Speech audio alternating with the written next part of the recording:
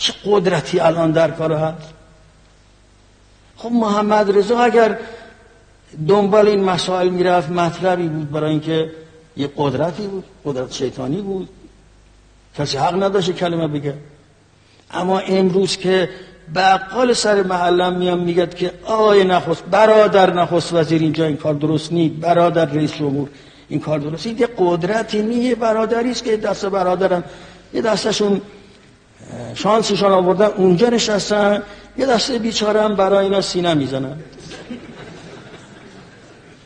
قدرت نیست که ما حالا برای قدرت به اینا تلبیسات ابلیس است که بر ما غلبه کرده است و این تلبیسات ابلیسی را اگر چنانچه مسامحه کنید شما را به جهنم میفرسته، در همین دنیا هم به تباهی میکشه.